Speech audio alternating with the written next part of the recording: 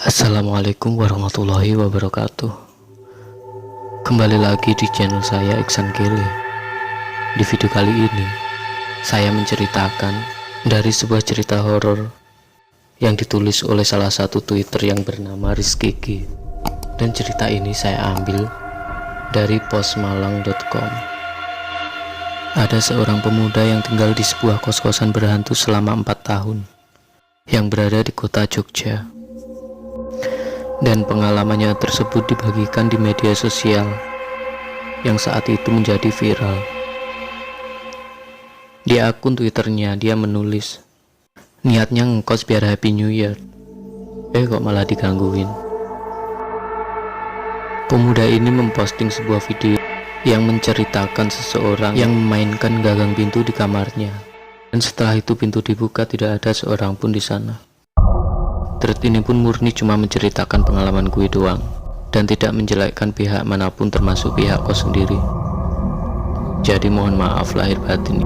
Yang tahu kosannya ada di mana, tolong banget jangan di-spill.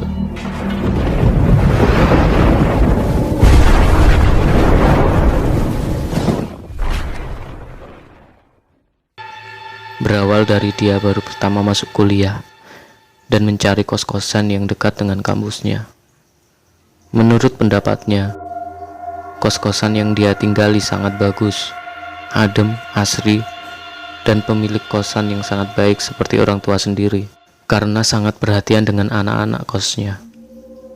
Saat hari pertama tidak ada hal-hal yang aneh di kosan, dan menurut cerita pemuda tersebut, ia sempat ditemani ibunya karena baru pertama masuk kuliah dan masih mengikuti ospek.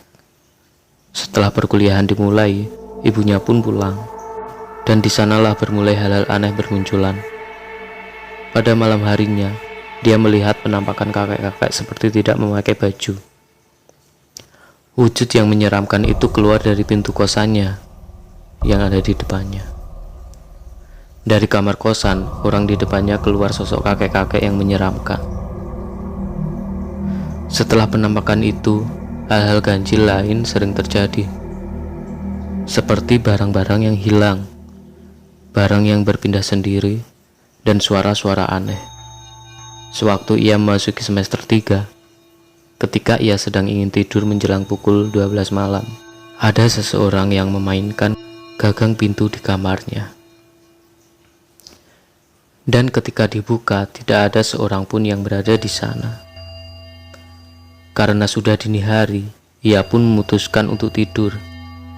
Dan keesokan harinya saat ia menceritakan hal tersebut dengan teman-temannya, tidak ada seorang pun yang mempercayainya.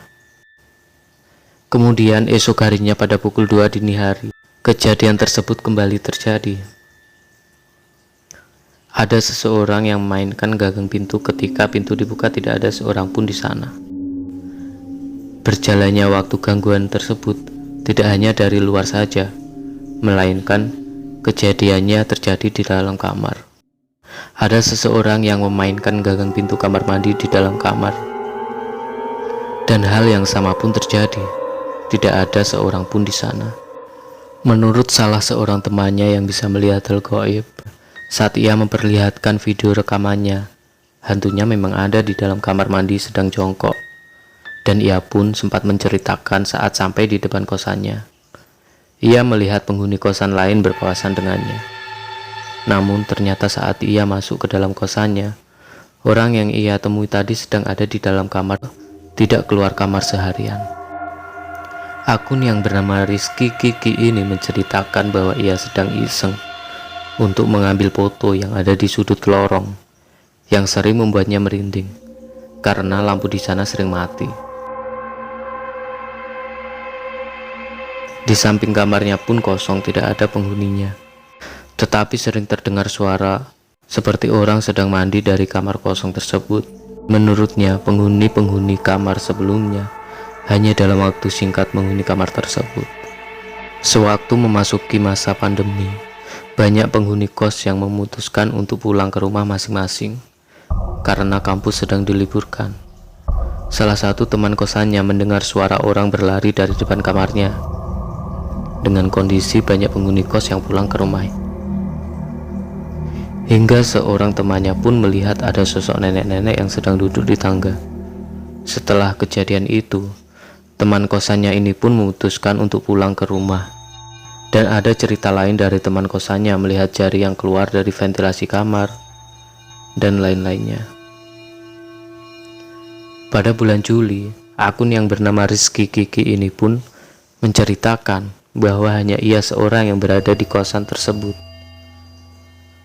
karena ia harus menyelesaikan skripsinya.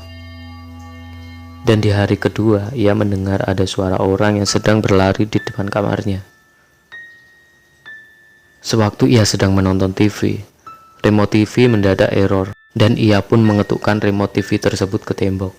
Seketika ada seseorang yang membalas suara ketukan dari tembok yang berlawanan. Padahal hanya ia yang masih berada di kosan itu, dan dia sendirian. Dan sekian dulu cerita dari saya. Jika kalian memiliki pengalaman horor misteri, silahkan hubungi saya melalui Instagram atau email saya yang sudah saya cantumkan di deskripsi. Dukung terus channel ini dengan cara like, komen, dan subscribe supaya saya lebih bersemangat menceritakan kisah misteri horor lainnya. Terima kasih.